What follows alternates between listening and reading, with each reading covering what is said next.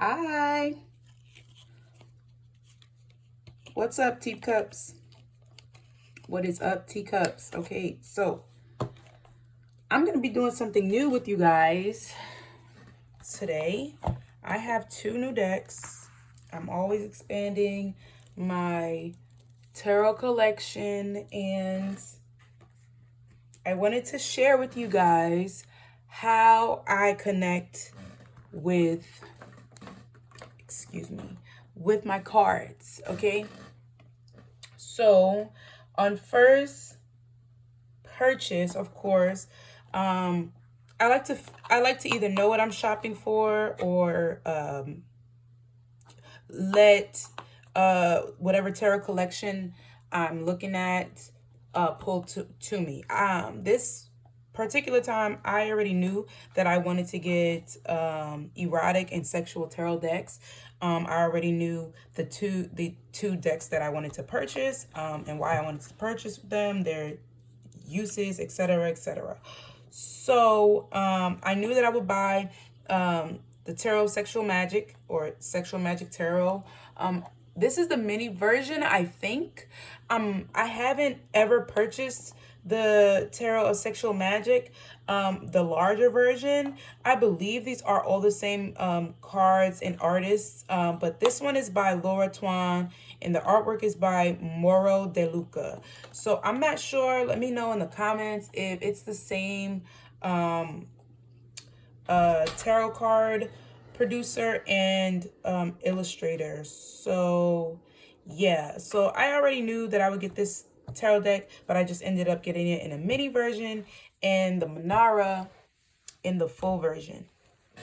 So of course, before I open them, I do a protection spell and an intention meditation with them.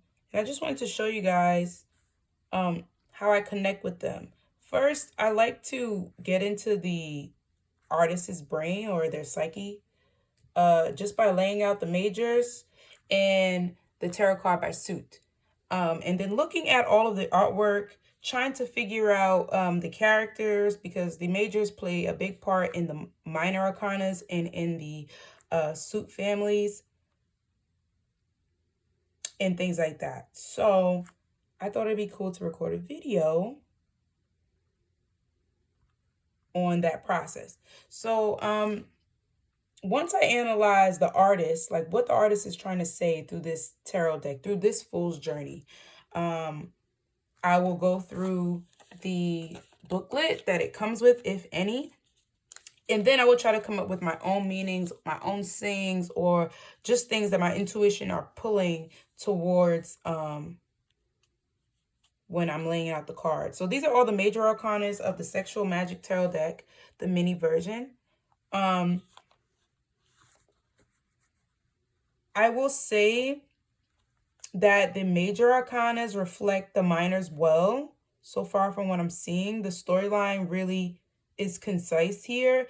I just don't know the why. I think it's a new deck, so I'm just trying to figure out the why. I think it's this woman. I think there's a brunette or auburn hair woman who's trying to like seduce a man who's she maybe is not his type, or something like that. And of course you use sexual magic to do that, right? You either the sex as it's in itself, or of course making potions or things like that, as the temperance card here represents. And they use that same depiction here on the logo of the box.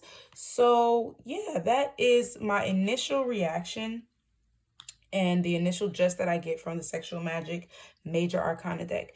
I will go through each of them, or I'll probably post clips of the unveil video in this video.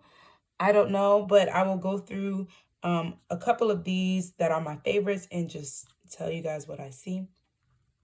Okay, so we have the Fool card here. We have the Magician next. I think you guys can see that from there.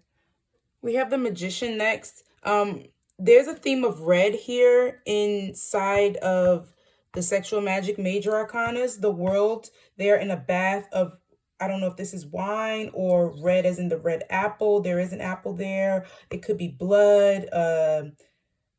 I don't know, but there is a significance in red. That's why I'm saying I think the artist is depicting a woman who's probably like a redhead, and maybe this man goes after blondes or brunettes, etc. There's also a depiction of change here, like she's changing her hair or something like that in the mirror with the Wheel of Fortune.